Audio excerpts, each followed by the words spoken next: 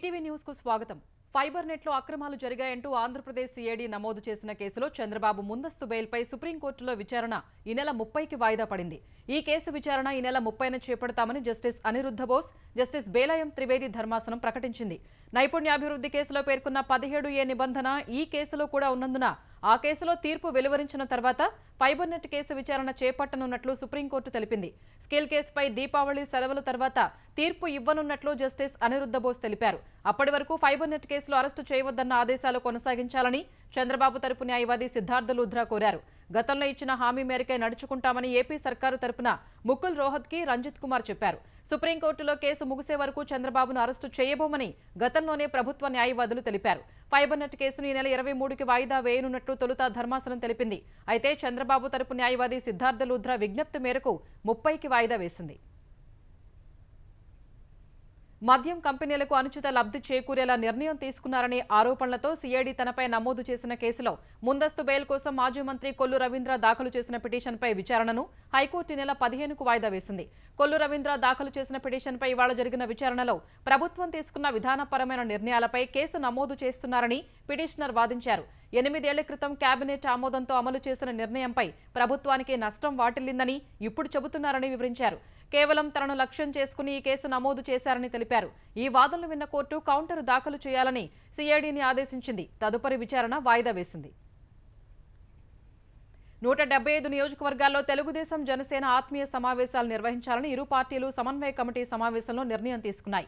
పార్టీకి 3 చొప్పున manifesto committee ఏర్పాటు చేసి త్వరలో ఉమ్మడి ఎన్నికల ప్రణాళిక ప్రకటిస్తామని చెప్పాయి. ఉమ్మడి మేనిఫెస్టో ఇరు పార్టీలు కలిసి చేపట్టాల్సిన కార్యక్రమాలపై తెలుగుదేశం జనసేన పార్టీల సమన్వయ కమిటీ 2వ సమావేశం విజయవాడలో జరిగింది. తెలుగుదేశం తరపున అచ్చెన్నాయుడు, నారా లోకేష్, యనమల, పితాని సత్యనారాయణ, నిమ్మల రామానాయుడు, పయ్యావుల కేశవ్, తంగిరాల సౌమ్య హాజరయ్యారు. జనసేన నుంచి నాదండ్ల మనోహర్, కందుల దుర్గేష్, పాలవలస యశస్వి, బొమ్మిడి నాయకర్, మహేందర్ రెడ్డి, కొటికలపూడి గోవిందరావు హాజరయ్యారు. సుదీర్ఘంగా చర్చించిన ఇరు పార్టీల నాయకులు పలు నిర్ణయాలు తీసుకున్నారు. ఈ నెల 17 నుంచి ఉభయ పార్టీలు కలిసి భవిష్యత్తుకు గ్యారంటీ కార్యక్రమాలను నిర్వహిస్తాయని తెలుగుదేశం ఏపీ అధ్యక్షుడు అచ్చెన్నాయుడు తెలిపారు. మద్యం రూపంలో అణుబాంబు కంటే ప్రమాదకరమైన అస్త్రాన్ని వైకాపా ప్రభుత్వం ప్రజలపై వేస్తోందని భాజపా ఆంధ్రప్రదేశ్ అధ్యక్షురాలు పురంధేశ్వరి ఆరోపించారు. ఉగ్రవాదం కన్నా మద్యం చాలా ప్రమాదకరమైనదన్నారు. వైఎస్ఆర్ జిల్లాలో పర్యటించిన పురంధేశ్వరి వల్లూరు మండలంలో వర్షాభావంతో దెబ్బతిన్న పంటల్ని పరిశీలించారు. ఫసల్ బీమా పథకం సక్రమంగా అందుతుందా అని రైతుల్ని అడిగి తెలుసుకున్నారు. వర్షం లేక నష్టపోయిన రైతులకు ప్రభుత్వ పరిహారం అందించాలని డిమాండ్ చేశారు. అనంతరం కడపలో పార్టీ నేతలతో పురంధేశ్వరి సమావేశం నిర్వహించారు. వైకాపా ప్రభుత్వంలో సుపరిపాలన ఎక్కడుందని ప్రశ్నించారు. తెలంగాణ అసెంబ్లీ ఎన్నికలకు నామినేషన్ల పర్వం రేపటితో ముగుస్తూ ఉండగా ఇవాళ ప్రముఖ నాయకులంతా తమ నామపత్రాలు సమర్పించారు. ఇవాళ శుభముహూర్తం కలిసి రావడంతో సీఎం కేసీఆర్, మంత్రులు, ప్రతిపక్ష నాయకులు, కీలక నేతలు అంతా నామినేషన్లు సమర్పించారు. భారాస అధినేత ముఖ్యమంత్రి కేసీఆర్ మొదట గజ్వేల్లో నామినేషన్ వేశారు.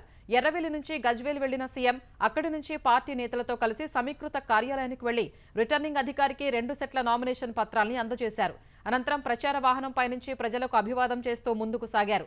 అక్కడి నుంచి ప్రత్యేక హెలికాప్టర్లో కామారెడ్డి చేరుకున్నారు.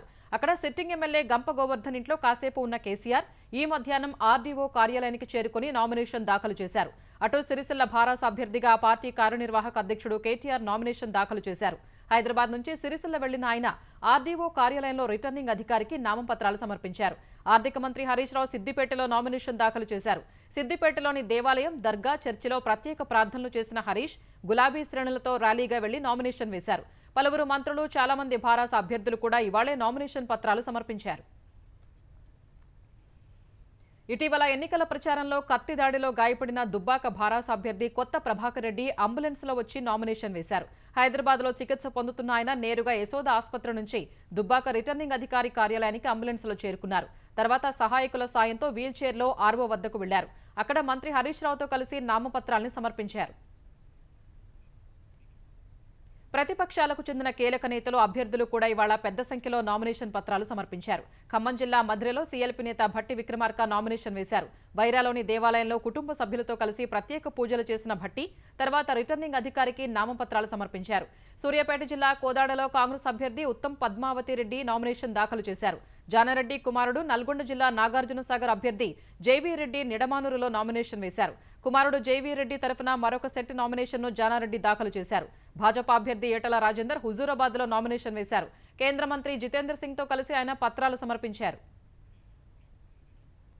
నిజామాబాద్ జిల్లాలో భారాస కార్యనిర్వాహక అధ్యక్షుడు కేటీఆర్ పర్యటనలో అపశృతి చోటు చేసుకుంది. ఆర్మూర్లో భారాస అభ్యర్థి జీవన్ రెడ్డి నామినేషన్ దాఖలు చేసేందుకు భారాస రాజ్యసభ సభ్యుడు సురేష్ రెడ్డితో కలిసి కేటీఆర్ ఓ వాహనం టాపుపై నిల్చొని వెళ్తుండగా ప్రమాదం జరిగింది. కేటీఆర్, సురేష్ రెడ్డి, జీవన్ రెడ్డి వెళ్తున్న వాహనంపై నిలబడి పట్టుకునేందుకు ఏర్పాటు చేసిన రైలింగ్ ఒక్కసారి విరిగింది.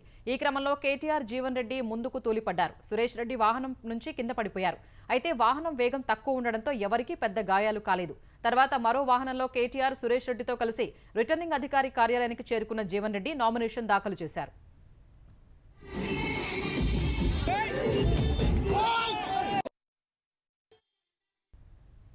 రంగారెడ్డి జిల్లా ఇబ్రహీంపట్నంలో నామినేషన్ల వేళ ఉద్రిక్తత నెలకొంది. ఒకే రోజు భారాస, కాంగ్రెస్ అభ్యర్థులు మంచిరెడ్డి కిషన్ రెడ్డి, మల్రెడ్డి రంగారెడ్డి నామినేషన్లు దాఖలు చేయగా ఇరు పార్టీల కార్యకర్తలు, నాయకులు పెద్ద సంఖ్యలో తరలివచ్చారు.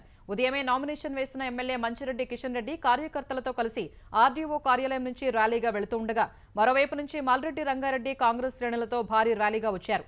ఇరు వర్గాలు బస్సు డిపో వద్ద ఎదురుపడగా పోటాపోటీ నినాదాలు చేసుకున్నారు. ఈ క్రమంలోనే వివాదం చెలరేగి ఇరు వర్గాలు రాళ్లు విసురుకున్నారు. ఈ క్రమంలో ఒకరిద్దరు పోలీసులకు రాళ్లు తగిలి గాయపడ్డారు. ఎట్టకేలకు లాఠీలకు పనిచెప్పిన పోలీసులు ఇరు పార్టీల శ్రేణుల్ని చెదరగొట్టారు.